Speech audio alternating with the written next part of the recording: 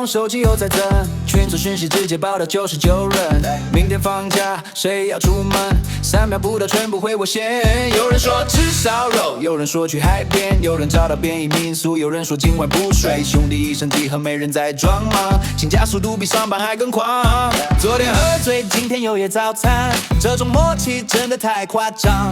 台北出发，一路冲到宜兰，血色塞车，照样唱到天亮。导航乱报方向，开错交流道，全车笑到差点缺氧。到了海边先拍照打卡，便利商店啤酒配炸物，没带泳裤照样跳下水，这种青春不能辜负。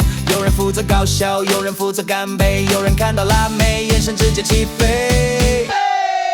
我们就是出游团，说走就走，没在管。今天山上，明天海边，后天直接飞国外。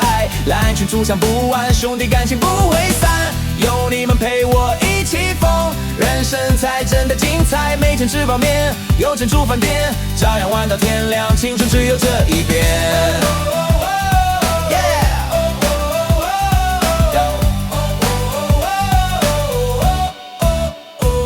上次说好去垦丁，结果跑去花莲看日出。民宿老板说你们太吵，隔天大家宿醉还想吐。群众每天都有惊喜，便衣机票随时动着，半夜传来清凉照片，单身兄弟瞬间清醒，烤肉 KTV 也冲夜店喝到天亮，工作压力先放旁边，这周末只管疯狂。有一天我们都会变忙，有工作有家庭有梦想，但只要群众再次响起一句出发还是照样冲，一句我到了，一句等我下楼，一句今晚不醉不休，青春不能重播。我们就是出游团，一路疯到世界看，从台北玩到高雄，再飞日本看夜晚，临时袭击续想，兄弟永远在身旁，只要有人